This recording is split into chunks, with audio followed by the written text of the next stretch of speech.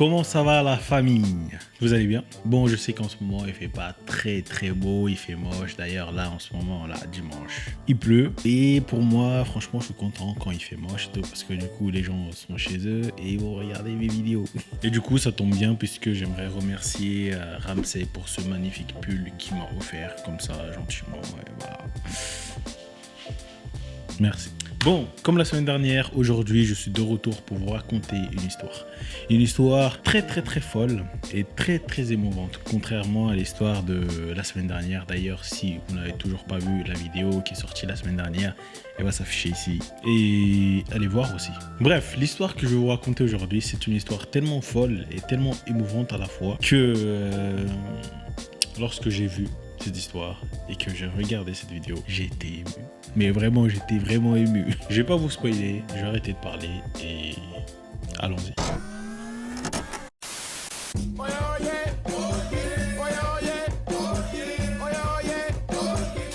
Aujourd'hui, je vais vous raconter l'histoire de Lourenço Brito. Bon, Lourenço Brito pour les Français. Qui est Lourenço Brito? Lourenço Brito est né en Angola, plus précisément dans la province de Huambo. Bon, petit cours d'histoire, ça ne fait mal à personne. L'Angola est une ancienne colonie portugaise, donc elle a obtenu son indépendance en 1975. Mais avant de l'obtenir, elle a dû faire la guerre avec le Portugal. Donc de 1961 jusqu'à 1975. Et de 1975 jusqu'à 2002, guerre civile. Donc les mecs, ils ont même pas attendu peut-être un an de paix, un an d'indépendance. Non, directement guerre. Pourquoi? Parce que des hommes n'étaient pas d'accord entre eux et ils ont décidé de faire la guerre. Voilà. Ils ont décidé de tuer des innocents. Voilà, c'est comme ça. L'être humain est bête des fois, tu vois. Bref, vous commencez à comprendre un petit peu l'histoire. On est en pleine guerre civile en Angola, ça tue de partout, etc. Et Lourenço Brito est dans une province qui est très touchée par la guerre. Et un beau jour, Lourenço, qui était en train de jouer avec ses potes, etc. Et sa mère était sûrement en train de faire à manger. Et tout à coup, ils ont entendu des mouvements de foule, des gens qui commençaient à courir partout, des tirs, des bombes, des grenades, des avions de chasse. Instinct de survie, Lourenço, sauf qu'il peut, bah sa daronne aussi, sauf qu'il peut. Sa mère, elle a couru à gauche, Lourenço a couru à droite. Donc, Lourenço prend la fuite, la mère de Lourenço aussi prend la fuite, et les deux se sont perdus de vue. Vous commencez à comprendre un petit peu l'histoire. Dans le désespoir, Lourenço commence à pleurer, commence à chercher sa mère, et là, il y a les Cubains qui voient Lourenço. Ah ouais, je vous ai pas dit un truc, c'est que pendant la guerre en Angola, il y avait aussi des Cubains. Voilà. Pourquoi ils étaient là? Pour faire la guerre aussi, tu vois. Du coup, des soldats cubains passaient par là. Ils ont pris Lourenço avec eux et ils l'ont emmené dans leur base. Et il faut savoir que leur base était beaucoup plus loin que là où il habitait Lourenço. Du coup, les chances pour qu'il retrouve sa mère étaient quasiment impossibles. Bref, les années sont passées. Lourenço arrive à l'âge de l'adolescence, 12 ans. Il intègre l'armée. Pourquoi à 12 ans?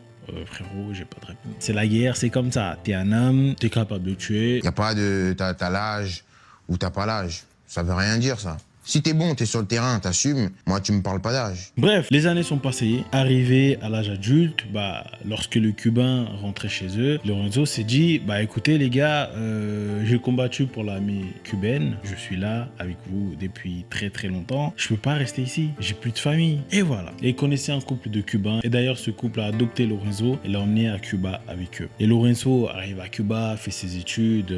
Voilà, comme tout le monde, il se marie, trouve un nouveau taf, il fait des enfants. Il fait sa vie, Lourenço. Mais Lourenço a toujours une question dans sa tête. Il a toujours un truc qui le hante, sa mère. Il se demande où est-ce qu'elle est. Est-ce qu'elle me cherche? Est-ce qu'elle est vivante? Est-ce qu'elle est morte? Est-ce que j'ai des frères et sœurs? Malgré qu'il a fondé sa propre famille, Lourenço veut revoir sa mère. Donc il a tout fait, il a fait toutes les démarches pour rencontrer sa mère à nouveau et ça n'a pas marché. Voilà, c'est comme ça, c'est la vie, frérot. Fin de l'histoire, ça n'a pas marché. Donc merci à vous d'avoir écouté cette histoire. Voilà, fin de l'histoire, pour de vrai. Bref, c'est pas drôle. Donc, Lourenço se dit, bon, écoutez, ça marche pas. Je vais apprendre à vivre avec. Et ça faisait déjà 33 ans plus tard, hein, mais le mec, il avait toujours cet espoir de rencontrer sa mère. Bref, Lourenço voulait donc baisser les bras, mais sa femme lui dit, écoute, Lourenço, c'est le projet de ta vie. Tu ne peux pas abandonner ce projet. Fais-le pour toi, pour tes enfants, parce que tes enfants, il faut qu'ils connaissent ta famille aussi. Là, t'as pas de famille, t'as personne. Fais-le pour toi, pour tes enfants, pour nous, pour notre couple, voilà. Lourenço Lorenzo lui a dit, bah comment, j'ai tout fait. Comment est-ce que je connais juste le nom de ma mère, c'est tout. Et là, sa femme, vu que les femmes sont des génies, lui a dit, écoute, contacte la télévision angolaise, raconte-leur ton histoire, peut-être qu'ils vont diffuser ton appel et tu vas retrouver ta famille. Lorenzo s'est dit, c'est pas bête. Et c'est ce qu'il a fait. Donc, Lorenzo contacte la télévision angolaise. Il faut savoir que en Angola, enfin, je sais pas maintenant, mais moi, quand j'ai quitté l'Angola, il y avait que 2 chaînes, et la chaîne 1 et la chaîne 2. Donc, quand tu fais un truc comme ça, les gens ont une chance sur 2 de voir ton truc. Tu vois ce que je veux dire? Bref, il contacte la télévision, il raconte son histoire, et les gens sont d'accord. Ils se disent même, écoutez, on va se déplacer, on va venir à Cuba te voir, et on va tourner un mini reportage sur toi. Tu fais ton appel, on va diffuser, et t'inquiète pas, ça va marcher. Donc, ils sont venus chez lui, il a raconté son histoire. O nome da minha mãe eu conheço, não sei o nome da minha mãe, Diolinda, da Conceição, é o nome da minha mãe. Tudo é devido à situação, como há pouco tempo falei, é o país em guerra, estamos a brincar, começou o ataque, a correr, e já pedi o contato com a minha mãe. Sinto esse vazio e necessito, pelo menos, de ver a minha mãe, tenho esperança. Et la télévision diffuse cet appel.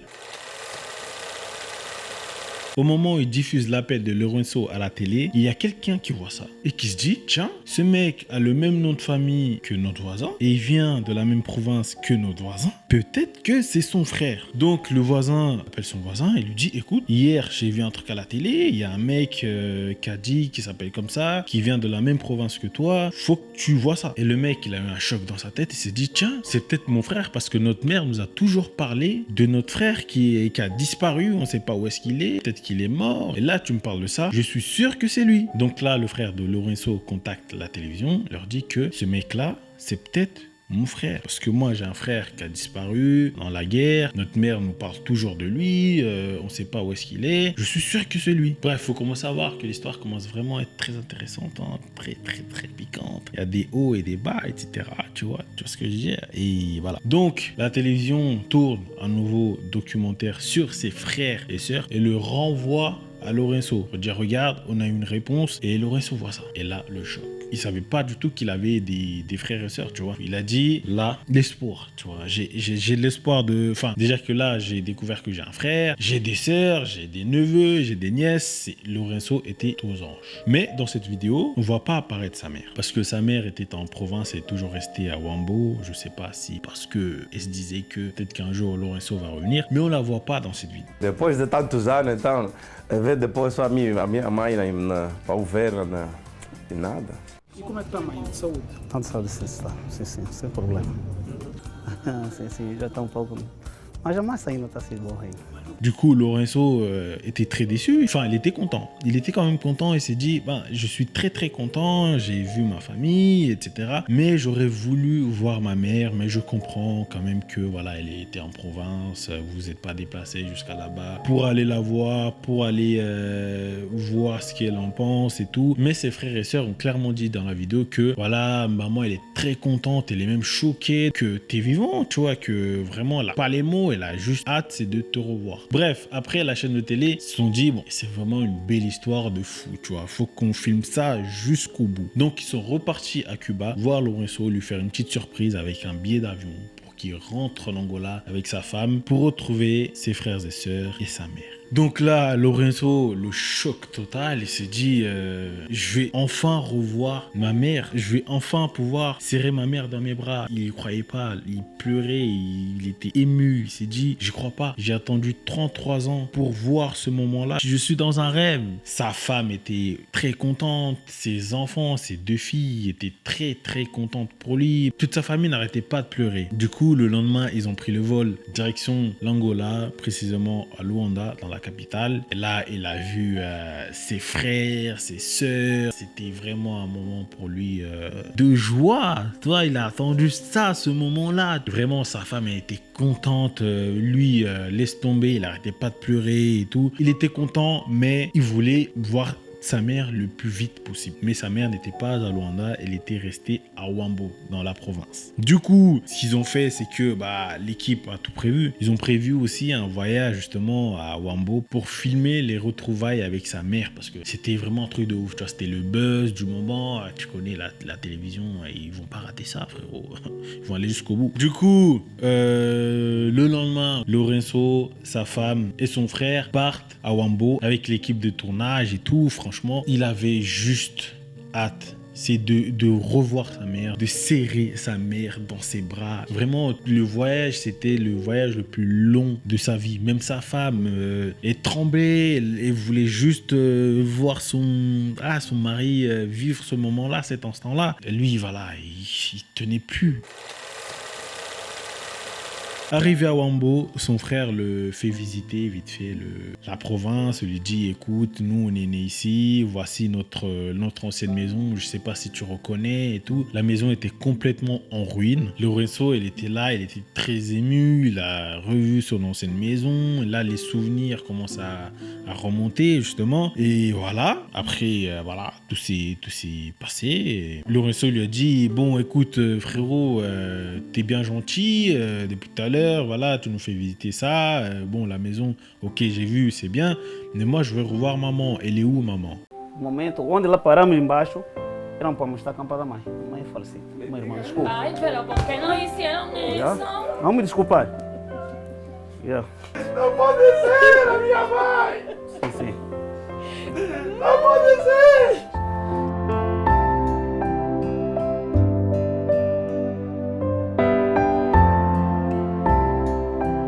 Bon, je vais boire parce que cette histoire...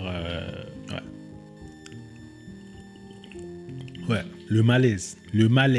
Pour vous dire, même l'équipe de tournage n'était même pas au courant. Parce qu'eux aussi se disaient, en fait, on va filmer les retrouvailles entre Lorenzo et sa mère. Mais non, en fait, la mère n'était plus là. Et ça faisait des années qu'elle était décédée. Teu filho! Aqui o teu filho! Minha mãe tá aqui! Que vem, minha mãe! Minha mãe tá aqui mesmo! Minha mãe tá aqui! Mãe, tô aqui!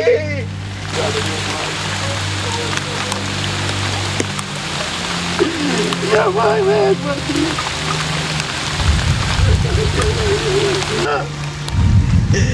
Lorenzo était très énervé, sa femme, n'en parlons même pas, contre son frère. Il lui dit, pourquoi tu nous as pas dit dès le départ, tu vois? Pourquoi tu nous as pas dit qu'elle était décédée? Là, t'as attendu qu'on ait fait tout ce voyage. On est arrivé chez toi. On a fait le voyage de Luanda jusqu'ici pour nous dire que, en fait, elle est pas là, elle est décédée. Et là, son frère, il s'est excusé, il lui a dit, écoute, je voulais pas te le dire parce que j'avais peur que tu viennes pas et nous, on voulait absolument te voir. Et voilà, on avait peur que si on te le disait que maman était décédée, t'allais pas venir, t'allais t'en foutre de nous, tout simplement. Son frère n'est pas très intelligent. Bref, voilà l'histoire. Du coup, Lorenzo, déjà, il était déjà traumatisé par son histoire et là, son frère a enfoncé le couteau dans la plaie parce que vraiment... Voilà, l'histoire se finit ainsi. Mais j'ai une question pour vous. Est-ce que vous trouvez que son frère a eu raison?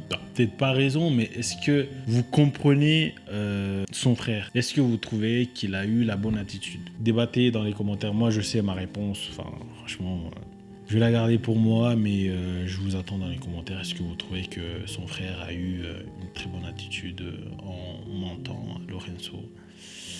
Voilà. Et moi, ce qui m'a fait le plus de la peine dans cette histoire, c'est que ses enfants, les enfants de Lorenzo, quand ils ont dit au revoir à leurs parents, ils s'attendaient à ce qu'ils reviennent avec une bonne nouvelle, avec des photos de leur grand-mère et tout. Mais là, voilà. Triste fin de l'histoire. Voilà, j'espère que cette vidéo vous a plu. Et si elle vous a plu, n'hésitez pas à lâcher un j'aime, à partager cette vidéo, à partager cette histoire.